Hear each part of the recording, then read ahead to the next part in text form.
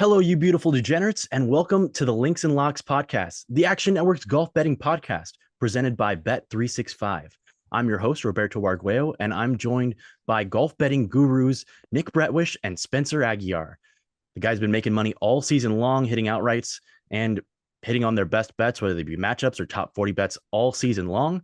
And we're excited for another tournament, which has historically produced some winners at some huge numbers. So we'll see if maybe we can find a long shot this week and help boost your bankroll before one of the first designated events of the year next week, the WM Phoenix Open. So without further ado, I'd like to welcome in Spencer Aguiar, that's at Tee Off Sports on Twitter, and Nick Bretwish at Sticks Picks on Twitter, that's Sticks with an X. Welcome in, guys. Excited to break down the tournament with you this week. I'm excited to do this also. Like we'll talk about this from, it's an interesting event because once again, we have a course rotation, which we can get to, and a lack of stat tracker, which I guess is the bigger problem here. But, it's one of those events to where I don't know how much out there that I've talked to Nick a little bit, so I already know part of his answer of how much we actually love, but I think there's a couple places that we can get unique and find some value still. There's always, like, even as bad of a board as it might be, you can always still find value at the end of the day, and that's really what we're trying to do here. Yeah, I'll add on to that. For me, it was really tough to find much value at all in the betting market. I mean, it seems like most of the betting market's kind of pushing for this being an outright card, which I personally do not like, but I've been talking to Spencer all day about it. Roberto, I'd love to get your thoughts. I feel like just the way that this event is sandwiched in between the Farmers and the WM, it seems like a disservice to Pebble Beach. I mean, obviously, it's not like a hard course by any means. A winner this weekend is probably going to be flirting with 20 under, but just to see Pebble Beach on TV, we only really like it. It just sucks that there's not a lot of great players that go to this event on a yearly basis. So I just wish they would move this tournament somehow to make I just wish anything with Pebble Beach would be an elevated event. It's one of the prettiest courses to see on TV. We get a little hint of night golf, which I know you and I like a bunch. Get home from work and it's still on TV. That's the best. But just want to get your guys' thoughts there. I know, Spencer, I seem to think you agree with me. It just seems like a little bit of disservice for such a beautiful venue, although it's not a hard venue. And obviously, Spyglass, Great Monterey is all right. Just to see Pebble kind of just get overlooked by all the tour players seems to be, it kind of bums me out because I do wish that this was more of a loaded field every single year. It just never seems to be the case. Yeah, I'm in total agreement with you. I love Pebble Beach, and it's got a really special place in my heart because I got to play in the 2014 First Tee Open at Pebble Beach, which was one of the coolest weeks of my life. And awesome. That golf course is just tremendous. And the views, the first time you go to Pebble Beach and you see the holes from, I think it's 4 through 11 out there on the coast, it's something I'll never forget and just absolutely stunning. And when there's wind, it's one of my favorite courses to watch on PGA Tour. I know guys have hit on that 7th hole, which is just 100 yards. You'll hit a sand wedge or a lob wedge when there's no wind, but I've heard of guys hitting as much as a 4-iron or a 3-iron on that hole when wind's straight. Sitting a knockdown. Yeah. So a 3-iron 100 yards is just absurd. But I agree. It's unfortunate that this event is sandwiched in between some bigger events normally, and that the Saudi event is also at the same time, and that's poached players in the past. But as we know, some of the players who played there were obligated to come back and play this event in future years because they were released to play that. So hopefully that works out. And given the nature of the designated events, where a certain number of them are rotating, I'm looking forward to when that rotates to Pebble Beach so that we get all the big names. But unfortunately, only 3 of the top 16 players and 7 of the top 50 in the world this week. So not ideal, and all those numbers have been repressed for those players. So going to have to look at some longer numbers potentially this week. But before we get into the outright market, I wanted to ask you guys, what is your best bet for this week?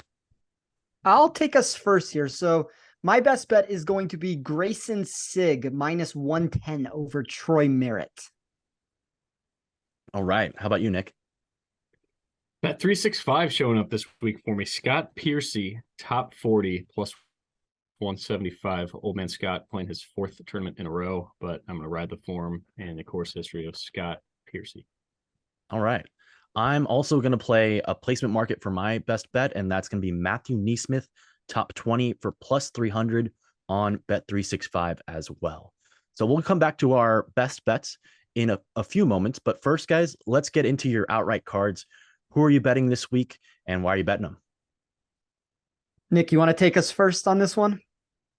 Yeah, I guess. But Roberto, I love hearing you mention Matthew Naismith. He is on my outright card right now. I think the best price in the market is 85-1.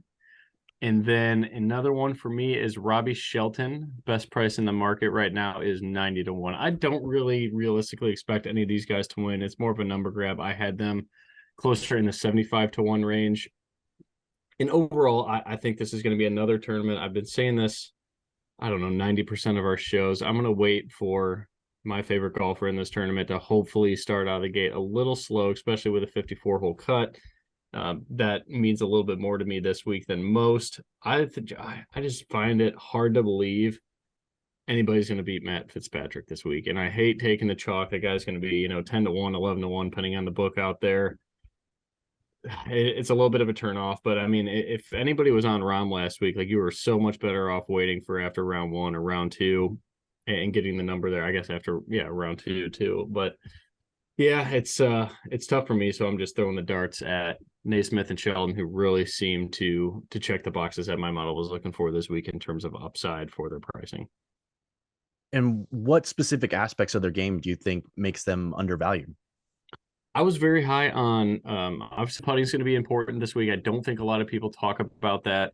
Sheldon has struggled in putting, but it seems to be getting better a little bit. My model seems to think that he's underproducing what his baseline should be. And the iron play from 100 to 150 yards, depending on their length off the tee, Sheldon's, I guess, a little, shorter of a hitter. So the 150 mark is more for him. And that 100, 125 for guys like Naismith, it just seems like they kind of check every single box, can make putts, scramble around the green. It's going to be important this week too. Have higher that the highest weight this season that I've given to that.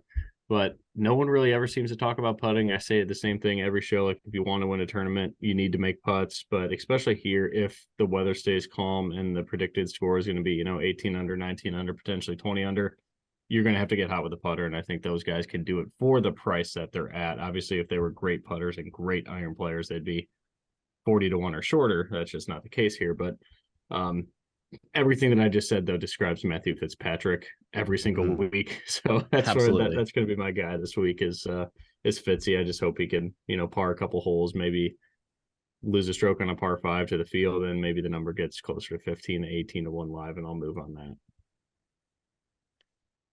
It makes a lot of sense. Fitzpatrick, you could argue, is the player with the least amount of holes in this field. I think that's the case. And he obviously is the reigning US Open champion. And the US Open came to Pebble Beach and rotates throughout there around every 7 years. So it makes sense that he would be a strong player on this course. And I'm excited to see how he does this week because we haven't really seen a ton of him in action recently. And going into some of the designated events, he's someone whose price could be worth monitoring going forward because his game plays everywhere. Spencer, what are you eyeing in the outright market this week? Yeah, so you kind of alluded to this a second ago, but this event has yielded a mixture of winners over the last 10 years. It's always been a stop where bettors want to go deep down the board because we have seen random names pop up on numerous occasions. But the one thing I will say from a negative perspective towards that would be Matthew Fitzpatrick, Victor Hovland, Jordan Spieth, Seamus Power, and Maverick McNeely are carrying about 30% of the win potential on my sheet for this tournament. That total makes me mostly want to avoid this board altogether since shops have priced out our ability to back those 5 names from a pre-tournament perspective. When that's the case, I typically advise trying to get involved during the event once everything begins. It's kind of just the same answer that Nick gave, and I'm not going to reinvent the wheel here. If you were to tell me that there's one player who's going to win this event, I'm also going to go with Matthew Fitzpatrick. Like in an ideal world, I'm hoping that we can find a number that creeps, 18-1, 20-1. Maybe he gets off to a slow start. Like that's how I'm going to be approaching this for the most part from this event. But I did decide to go with 4 long shots down the board. 2 are probably more reasonable than the others. I'll let everyone out there guess who I'm talking about for each category, since you would never hear me say one of these players isn't a good bet to win a tournament. But I started with Scott Stallings at 60-1 on Bet365. The recent form is worse than the long-term running data, but you can sometimes get inflated prices when markets overlook the broader extent of a player's profile. Stalling ranks inside the top 40 of my model for weighted tee to green, strokes gained total on POA, weighted scoring, and weighted proximity. And while I had to run things from an upside perspective to make this number work, I did have about 10 points of value at that 60-1 price compared to the 50-1 number that my model believed to be accurate. I took Brendan Todd at 80-1. Look, I don't know if he can win this event, but Todd has some of the better win equity increases I could find on my sheet. I was sold on trying to bet this because of his third place mark for weighted tee to green, a tally that placed him 64 spots higher than his baseline projection at a random course. That's as big of an increase as you will find when with the way I ran this for the weighted totals to mimic this track on hand. I took Mark Hubbard 210-1. Hubbard's probably a better first round leader bet than anything. I don't really know if we exactly know where he's at with his game right now with the surgery that he had on his foot and all the other factors that seem to be going on every single week. But I'll take the shot on a golfer that ranked 10th in my model for both weighted tee to green and weighted scoring at a price over 200-1. And then it won't come as a surprise to many that I grabbed Webb Simpson at 100-1. Look, bets like Webb are nothing more than hoping we get him to turn back time before these prices get slashed in half. But I don't see the harm in betting on a golfer that my model continues to love from an upside perspective, especially at this going rate. The floor is extremely low. There's no doubt about that. I'm not going to make an argument that it's not, but there isn't a direct corollary between that volatility and not placing an outright bet. In fact, it makes it more conducive for us to want to take that boom or bust approach in the outright market. It's kind of like, Roberto, you and I have talked about this a lot recently, but if you don't have each way present, if you're going to come miss the cut, I mean, that's essentially equivalent to coming in second. So I think there's other ways to play Webb. You could make an argument that a top 5 or a top 10. I think when we go more in the other direction of top 40s or head to heads, I would avoid that route with it. But, Nick, you can correct me if I'm wrong. I believe you once said Webb had the best win equity of anyone on tour. In fairness, it might have also been that Webb had the worst win equity of anyone on tour, but tomatoes in this situation, the right? opposite of upside in Webb Simpson. He is the opposite of that. But 100-1 in this field, yeah, I hate to say it. Spencer should be, he's got a better sales pitch than a used car salesman when he talks about Webb Simpson in the outright market. But then you pair that with 100-1. I mean, I've made worse bets in my life. I'll say that right now. So I mean, distance doesn't matter here too much. I'm not talking about Webb Simpson. He did it against Spencer, but 100-1 is interesting. I'll stamp off that is an okay play this week. I'm shocked that it took 5 weeks in the new year until we got a Webb Simpson mention on this podcast, but it finally happened, and hopefully relapse. And hopefully he pulls through. I think he and Brendan Todd are similar in that they're guys who have to be plotters because they don't hit it very long, and they have some upside because of their winning equity in the past and their experience, and also just the field's lack of star power this week outside of the top 3. So if those 3 don't perform anywhere near their peak, if he has one great week, we know he's someone who has proven that he's a winner. And at that price, I think there are worse players to bet on this week. Like you guys, I've also got some plays at some longer numbers. So I also bet Matthew Neesmith at 80-1, but I guess if you can find 85-1 out there, keep looking for that. I like him because he's potentially elite on approach in this field. He's 20th in strokes gained approach so far this season, and in 7 tracked events, he's gained over 1.2 strokes on approach per round 4 out of 7 times. So I think his spike weeks are very intriguing for me at this point, and he's in the best form of his pro career. So I think there's a shot on trying to figure out how big his upside is. And like I said, in a field that doesn't have a ton of star power, he's middling in driving distance, but this week that's less important than other weeks. And he didn't make the cut last week at Torrey Pines, and on a course that's completely different. I think he might have gotten a little bit of value here in this spot. And then also he's got some nice course history. It's tough to course history is something that I wanted to look at because you're playing in a pro-am with all these C-list celebrities who are just hacking out there. So it takes some level of patience and familiarity with the different courses, with there being 3 in rotation this week. And he's got top 16 finishes in 2 out of 3 starts here. So that's my pitch on Matthew Neesmith, and the same reason why I'm betting him for top 20. I think that approach gives him a higher floor this week, but also if he gets the short game together, he could potentially win the event. I've also got a play on Will Gordon, who's a guy who I'm just higher on in general than the market, because I think he's got some big upside with his length and relative accuracy off the tee. And even though he's not going to be hitting driver all the time, I think on the front nine, you're going to hit less than driver on likely 5 holes at least. 1, 3, 4, 8, and even 6, the par 5. So he can be hitting less club than some other people. He might be taking an iron when other people are taking 3 woods, and he can be more accurate like that. He also has gained strokes off the tee in all 8 tracked events this season. So I like that his long game has been really strong. And then on approach, he's solid as well. But the thing is, his short game needs to cooperate. He's had some really, really poor weeks the last couple of weeks, either on the greens or around the greens. And if we just get rid of those absolute disasters with his short game, I think he's someone who has the upside to win this tournament. Additionally, he's got some nice course history. He played as a rookie on the tour in 2021 and had a really bad year, but his second best finish of the whole season was here at Pebble Beach to tie for 21st. Additionally, in 2018, when he played in the US Amateur, which was here at Pebble Beach, he made it all the way to the quarterfinals. So he's used to playing high pressure events here at Pebble Beach. So I bet him at 70-1 to win the tournament. And I also got him at plus 280 for top 20 as well. As, and if you don't love the number for top 20, it might also be worth taking a stab at top 10 for Will Gordon. Like Spencer, I also bet Mark Hubbard for similar reasons. The driving distance issues are negated here. He's decent on approach and he can have spike putting weeks. I don't disagree at all with the prognostication that he might be a better first round leader bet than player to win the whole tournament. But at 210-1, I think it's worth a sprinkle. And then additionally, this one you can't bet, unfortunately, but I thought I'd share it anyways. I bet Seamus Power at 28-1 at Open. I wouldn't bet him lower than 24-1. He's around 19-20-1 in the market right now. So that's just kind of dead. And I don't like sharing that with the public, but I did bet that. So if you want to find another way to back him, I think he's someone with value. He had the 36-hole lead here last year by 5 strokes ahead of second place. But since then, he's moved into the top 30 in the official World Golf rankings.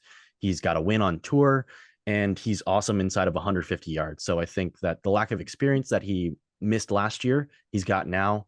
And I think he's a better golfer. And I think that's reflective in how he was moved from 28-1 to around 19-1 in the market. So those are my 4 outright plays. I like all those plays that you mentioned. And I mean, it's at least worth noting with Seamus. Look, yeah, I mean, numbers move. There are ways out there that numbers at certain shops don't end up, shifting as quickly as others. That information could still be relevant for somebody where it isn't for another person on it. So I do think it's at least worth noting in those situations on it. And Seamus is one of the golfers in my model. When I run this just from a pure upside perspective, like you have some names, like I don't want to name too many players here, but I'll give one example. Like a Joel Dahman moves in the opposite direction for me when we talk about win equity. Seamus Power moves in a positive direction when we talk about win equity. So I think those are like some of those things that I always try to find in my model. And obviously we're going towards the top of the board or near the top of the board on those plays. So we're going to need to have some semblance of win equity when we back a player like Seamus here. But I like the trajectory that he goes on. I like the trajectory that I saw from Will Gordon. I think that like a top 10 sort of bet on him makes a lot of sense. He's been super boomer bust. He's a volatile golfer from what we've seen recently. But at least there's enough there of a numbers perspective. Like, I'll give you the number right now. So I have him 12th overall in my model this week. That's not going to come without like risk. I mean, there's a chance he misses another cut again, but that's why it's like, I'm fine shooting as far up as I can. And it's the same sentiment, like not to keep going back to this person. And it's not the same exact example, but it's the same thing with Webb. It's like, find me these scenarios where I can find these guys where my model believes will have upside in this event. But let me shoot for it to win the event. Let me shoot for it as a top 5, a top 10, maybe a top 20 in these situations. And like, let's avoid this bottom end of head-to-heads and top 40 bets or anything that just adds more safety to the mix. Because I don't know if you're necessarily going to get it with any of those guys that we just named. And I could make an argument that Seamus probably has that same negative trajectory when we talk about safety. But when we're talking about winning a tournament, that's more of the kind of golfer I want, because you only have one name that can win. You got to shoot for the moon on it when you have these opportunities. And I unfortunately myself missed that Seamus number when it opened. if I would have seen that out in a space, that might have been one of the wagers that I would have gone to. And kind of going back to what Nick just commented on, 10 minutes ago here, now it's put me in this spot to where it's much more likely I'm going to try to find a Matthew Fitzpatrick ticket than anything. But the same sentiment goes for Seamus. Like, if that number can balloon out high enough in some spot, I would consider that. I mean, there's nothing to say that we couldn't find a Fitzpatrick and a Seamus number with the way that I'm building my card. Like, I have 4 names, 2 of them that are above 100 to 1. There's a lot of ways to maneuver when you bet it from an in-tournament perspective and numbers move in like the opposite direction, or you at least anticipate them to if you're going to make the bet. Well, I'm glad that you guys like a lot of my picks. That's reassuring. And hopefully we get one of those to cash or get into contention for some of those top 10, top 20 plays. And we know with 3 elite players in the field, somebody else going to have to finish in the top 10. So why not our guys? Before we get to our matchups and place bets, just want to give a reminder that the Links and Locks podcast is proudly presented by Bet365, the world's favorite sportsbook brand. Sign up with promo code ACTION to get Bet365's exclusive sign-up offer in New Jersey and Colorado, where you bet $1 on any game and you get $200 free. So guys, without any further ado, what are your matchup plays this week? We'll start with you, Spencer. Would you mind if I segued this differently into a Bet365 thing? As I have a couple placement bets that I'd like to talk about. And full credit to Bet365 for being one of the only books to provide top 40 wagers weekly. It's funny. It's become the Wild West of shops refusing to either take action or massively shifting lines the second a single dollar touches a play. I know Nick has a play for a top 40 here that I'll let him talk about in a little bit. I decided to take a different route this week and back 3 finishing position bets on Bet365 that I thought had a little value. The first would be Brendan Todd to finish 53rd or better at -120. For the record, all of these are -120. That's one of the Bet365 staples there. But Todd was the biggest climber in my model when adjusting the tee to green stats. He was also ranked 2nd in expected par 4 scoring behind only Matt Kuchar. Those holes will be more about surviving since you have issues that come into play on a few of the stops. But when we talk about safety over anything else, the ability to scramble and save your score will go a really long way. So I thought that 53rd or better price at -120 was a really, it goes in like a negative stance if I'm trying to run this completely for safety, but I had this more out in like the -150, -160 range for what I had proper. So I really like that bet. I took Grayson Sigg at 59th or better. We will get to my head-to-head wager in a second of Sig over Merritt. I do think that if there's any reason why you didn't want to oppose Merritt, or, maybe you wanted just to get more action down here, I don't mind necessarily betting this for like 1.2 units to win 1 unit. I ended up betting all of these for 0.60 to win 5, but I think Grayson Sigg at 59th or better. I mean, my model at least believes he is one of the better safety ratings that I have. Like, he jumps into the top 10 when I run this from a safety perspective, and it's kind of the perfect market, that and a head-to-head to back that. And then I will go in the opposite direction of the first 2 and say Ryan Palmer lands at 53rd or worse for the week. And the reason for that is the statistical profile was middling compared to the field, and the overall appeal of safety took a massive shift in the wrong direction when I ran my numbers for a steadier outlook.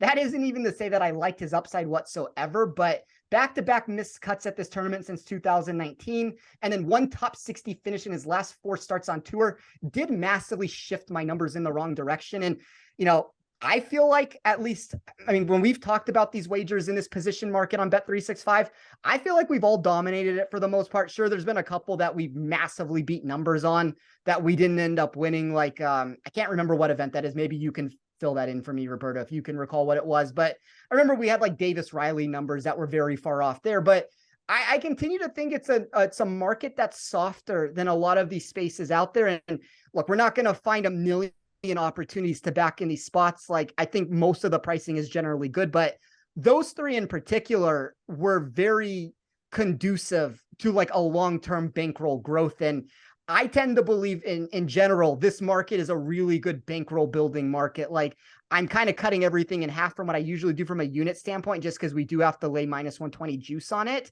But I kind of treat them more as a head-to-head wager and go about that mentality of, I know that there's more players in this field this week. There's 156, but let's try to beat half of them and go with that route with it. So those are the three I have for placements.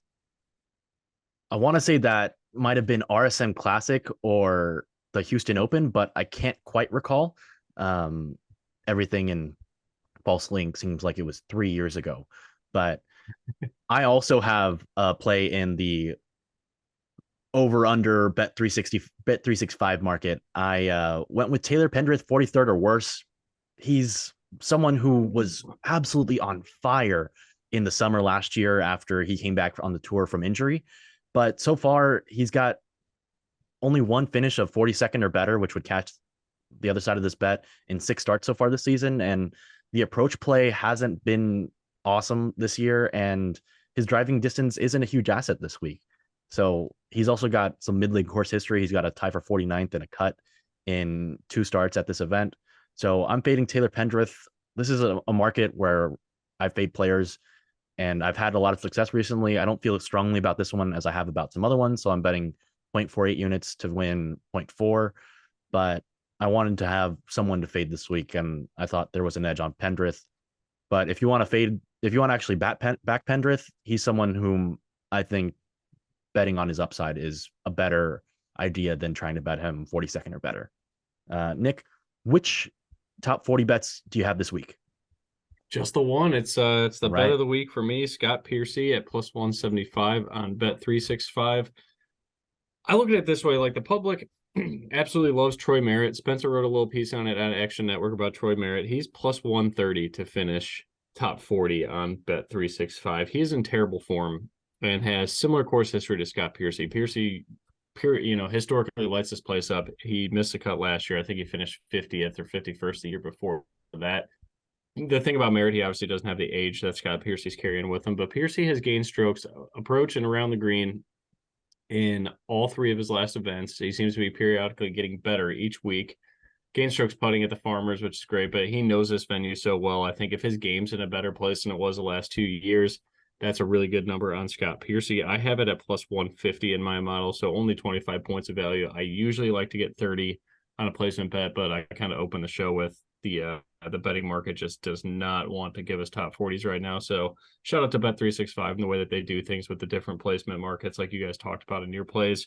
But the only concern I have for Scott Piercy, interested to hear your guys' thoughts on it. I have no data to support this, but Piercy is going for his 4th tournament in a row at 44 years old. Is that a concern?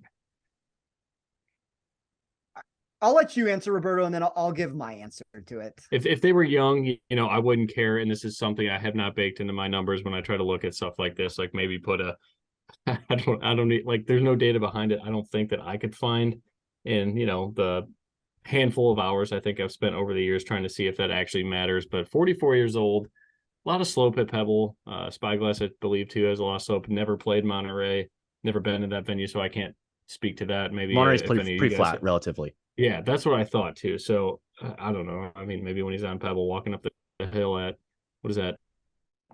7 is the 6 is the par 5 that goes way up. Maybe up that hill it'll hurt his old back a little bit, but other than that, I'm not too concerned. There shouldn't be a ton of slope that hurts him playing 4 rounds in a row. And it's not like he's carrying anything. It's shout out to his caddy for 4 weeks in a row with Scott Piercy, but I'm assuming his caddy's old. I don't know his caddy. I should know that, but yeah, rant over. Does it matter?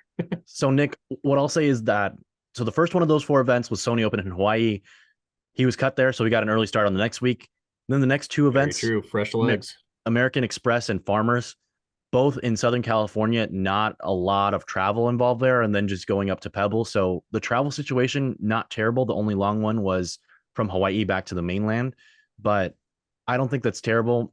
I mean, if you've seen on Twitter, there are some cool videos showing how far away all the tournaments are for the LPGA Tour, going back and forth, spanning all around the globe, and then also with Live Golf, which are pretty insane. But thankfully for the PGA Tour, the travel, at least during this part of the tour, is not extreme. So I'd say it's not terrible. And, because he's playing so often, that the form, at least like the approach play when he's gained strokes and approach in all 3 of these tournaments and around the green as well, hopefully that stays in form as well. Top 5 in ball striking last week, Scott Piercy.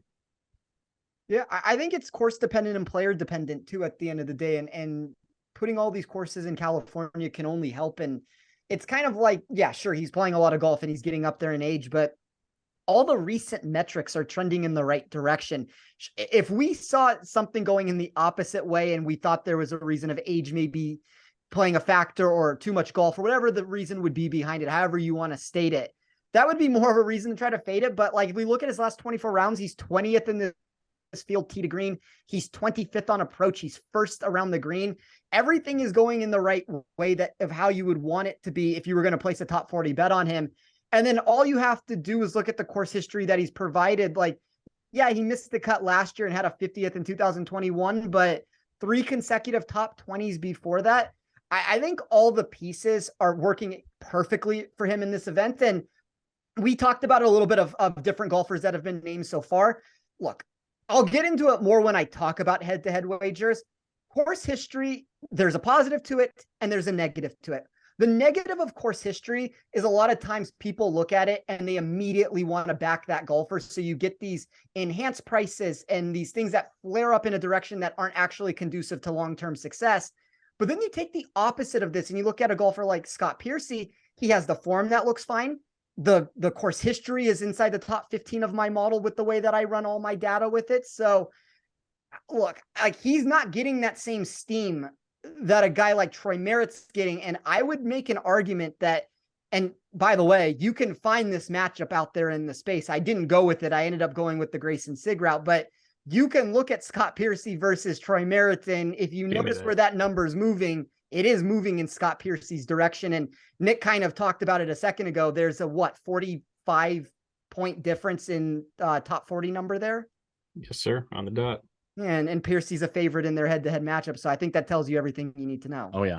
One more play. Now that we talk about it, and I'm looking at ball striking from last week, I don't mind Trey Mullinax 46th or better, minus 120 on Bet365.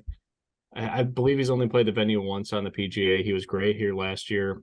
Putting is starting to become one of the better facets of his game, and the iron play is significant. He should tear up the par fives here. I like Trey Mullinax a little bit. You guys think he's got any legs to win this event? I feel like he's one of the forgotten guys in the pricing in terms of upside. Recent tour winner. Sure, it was a nothing event, but I'm not one to rule out many players to win on this tournament, given the nature of the history.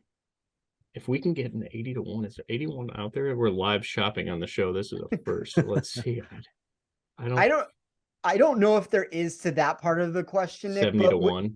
When I was looking at the placement market on Bet365, Mullinax was the last name that got cut. So if I would have done it with 3 players to finish better than their position, Mullinax would have been the last name. And with you throwing that out right now, I might end up adding that to my card also, because I think he's the forgotten about player kind of in that we'll call it like 50 to 80 to 1 range. And the course history for him, he does have a couple tournaments here, like the 28th in 2022, 22nd in 2019. And I kind of believe he's a different player than he's been throughout his entire career. And you can see that with multiple top 10 finishes over the past 6 months. And some of those have been at some decent tournaments. Like he's not just doing it at your random run of the mill type of course. Like, look, the Houston Open isn't a terrible event for him to come in 4th place. And I thought his 31st last week at the Farmers, he probably should have done better than that. Like he was super solid and consistent.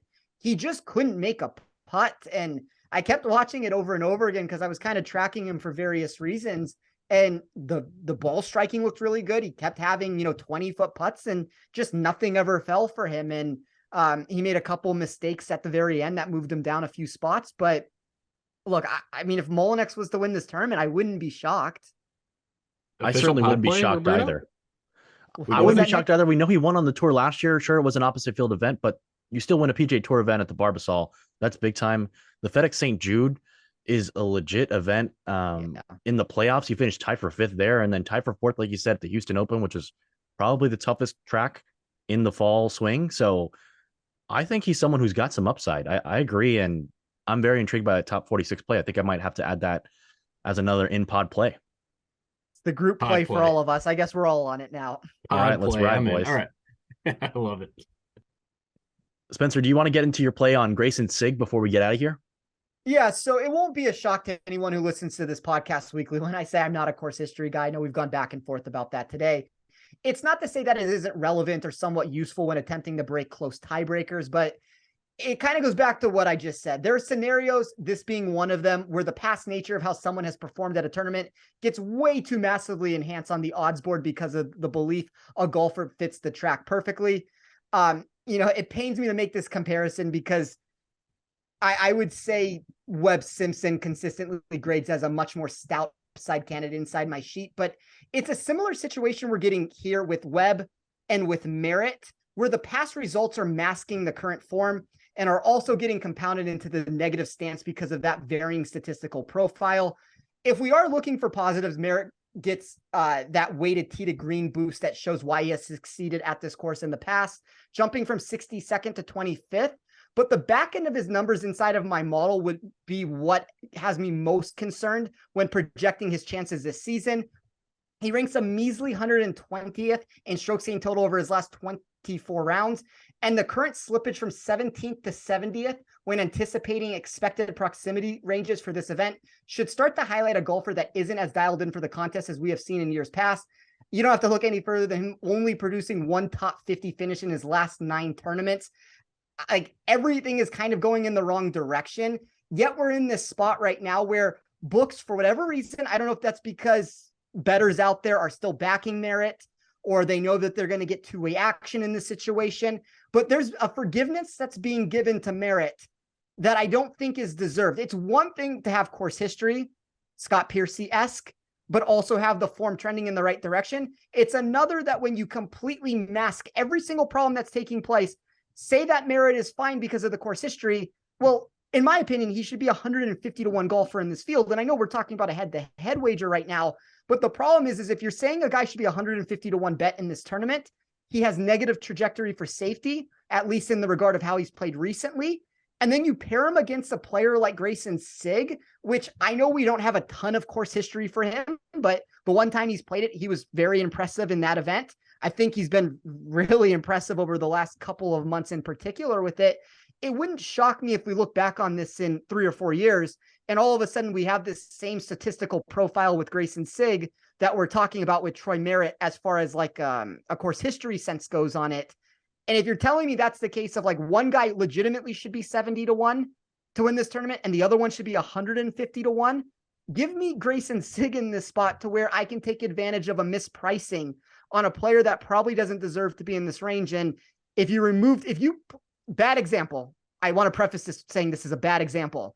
If you move, because we're playing on this course, but if you move this anywhere else in the world, I mean, like legitimately any other tournament that Merritt didn't present this sort of a course history standpoint to it, I think this price balloons out. Like, I think we get into the minus 170, minus 180, minus 190 range. So how much are we really crediting this course history for Merritt when the form sucks? Like, you could make the argument that maybe it should be minus 140, minus 135, minus 130, like somewhere in that range. But even with all those numbers, we're still talking about a 20 plus point difference.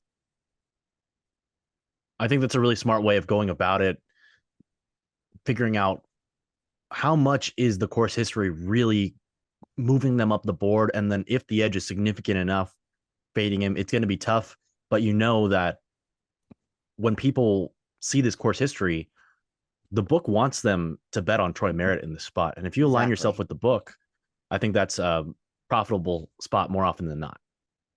Yeah, it's like the craps mentality, kind of if you play craps of like trying to bet against the house in situations with it, or bet with the house, sorry, in situations with it, and not being the one that bets against the house in those spots. But it's like we can look at this and even like, it's not that hard when you start, like when you do it every single week and you start dissecting these boards from inside and out, it's not that hard to start figuring out where casinos want you to start placing your money and who they want to avoid. And I think Nick and I saw the same thing when it came to Matthew Fitzpatrick this week.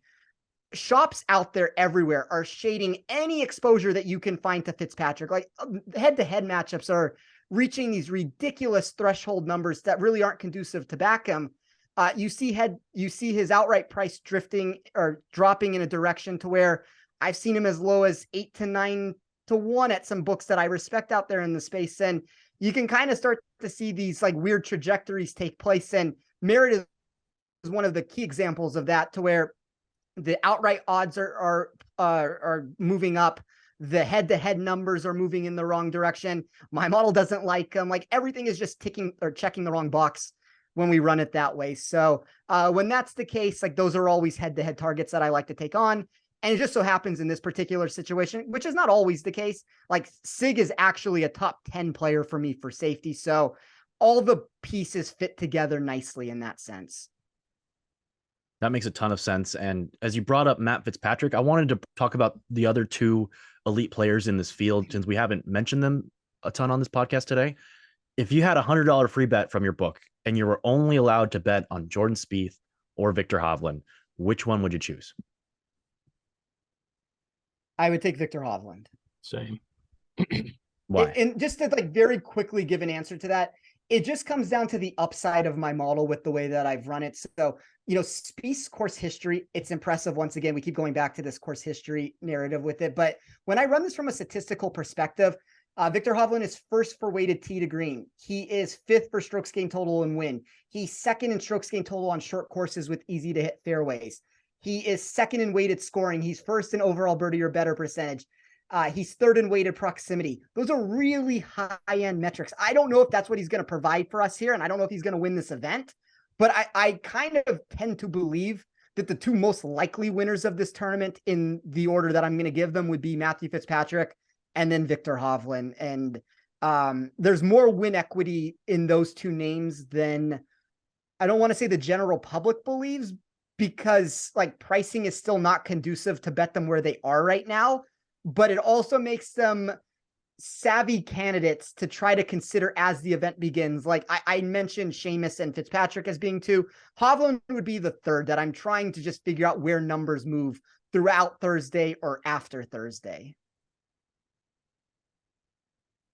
I agree. I think his elite iron play is what separates him, and some of the Spieth putting inside of 10 feet gives me some cause for concern. But given the nature of Jordan Spieth's game, where playing on the small greens at Pebble, where he is a short game wizard and he can get some, if he gets the putter rolling from 15 plus feet on, he could just go bananas like he did last year after he nearly died during this event, falling into the off the cliff on the 8th hole. So hopefully nobody gets that close again this year. But I'm going to be very, very intrigued to watch Jordan Spieth on the feature groups this week. And hopefully we get Hovland and Fitzpatrick in there as well. And that's not a shot, by the way, at Spieth. Like when I ran this in my model, number 1 Fitzpatrick, number 2 Hovland, number 3 Spieth. I mean, we're very minor differences between all these players. I just think like from an actual winning standpoint, like who's most likely to win this event, Spieth kind of falls back behind the other 2. Guys, any final bets you want to get into before we get into our wrap up from last week's Farmers Insurance Open? No, I don't think so for me. Like, I do like both of Nick's plays of the Scott Piercy top 40 and the Mullinex 46. They're better. Those are going to make my card, but no, that's going to be it for me this week. Awesome. I was not allowed to bet last week as I was on PJ Tour Live's coverage of the Farmers Insurance Open. Did get to call a hole-in-one. Shout out to Kyle Westmoreland for the hole-in-one on 16 at Torrey. That was the first hole-in-one on that hole since, I believe, 1984. So pretty rare, pretty crazy that he got it past the hole and spun it back into the hole off one bounce. It was awesome. Spencer, how was your week last week in San Diego? It was an okay tournament. It continues to be the in-tournament wagers that prevent better outcomes from a unit standpoint. I did hit top 40 bets. I mean, the most notable one would be the full hit that I got on Jonathan Vegas at plus 270 for that top 40. Dean Burmester suffered a dead heat to reduce some of his winnings at plus 200, but still a reasonable profit there. And then I ended up betting Ricky Fowler 54th or better on Bet365. That ended up being a relatively easy winner at the end of the day also. But I mean, it's kind of been one of those spots where the pre-tournament head-to-heads are really good. The placement bets seem to be good. And for whatever reason, my bread and butter of these in-tournament bets just continuously, I feel like they're suffering bad luck to it. Like almost every bad break that can take place seems to be occurring in a lot of these spots with it. But it's kind of the ebbs and flows of gambling. I think like in order to hit 60% winners over a 4-year perspective, like I did on them, you kind of have to run on the positive side of EV. And for whatever reason, I'm on the negative side of it right now, but I don't have any reason to believe that like it's not going to turn around.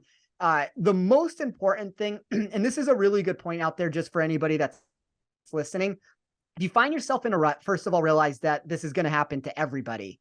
But the more important thing that you're trying to find when you do that is see if you're beating closing lines or if they're going the other direction. Because if you're consistently on the wrong end of the movement isn't the be all end all, but it's also important enough to know that for whatever reason, you're backing the wrong side of a wager, at least in the perception of where the number is moving. Like you don't want to get on the wrong end of steam there. So if you're consistently beating numbers, I would be optimistic and just keep staying the course. If for some reason you're not beating numbers and it's going in the opposite direction, you might need to redraw and rebuild how you're doing your model with it. But those are important things to at least keep in mind, because at the end of the day, closing line value is something that matters. It will increase your ROI at the end of the year if you're beating points by like those top 40s that I mentioned. Like I beat them. I had a Martin Laird one also that lost, but I beat them by like 100 points last week from where they closed. Like that alone means that like things should be moving in the right direction. I happen to hit 2 of the 3 of them. But there's a big difference from like backing it at plus 250 versus backing it at plus 130, specifically when you end up suffering dead heat rules that even cuts it in half more. So it's like every little dollar and every single edge that you can find, it compounds on itself throughout the year. And like the more positive spots that you can put yourself in, the more likely you are to be able to build a bankroll throughout a season. I think that was well stated. And something else to consider is that this is the final multi-course event of the season on the PGA Tour, all the way going right before football season starts in the fall. And with that, you're going to have data for every tournament going forward, whereas this week we only have data on 2 of the 4 rounds because we don't have it for Monterey Peninsula or Spyglass Hill. So hopefully we can get more on top of it going forward with more markets available because of more data available, and which means more bets to potentially have, like you said, more top 40 markets where you can look at from different books and maybe even find some ARB out there as well.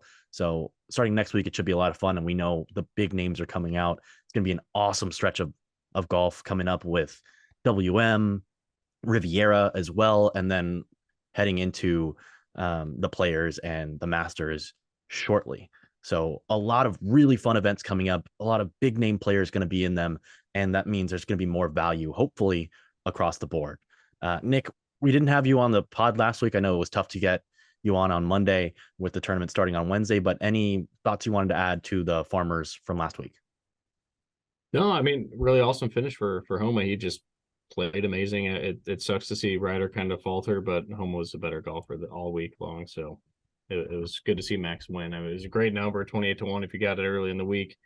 I did not get it because I did not look on Monday, unfortunately, but Tuesday that number was gone. So would love to say that was a play for me, but just couldn't get there when it was less than or shorter than 28-1.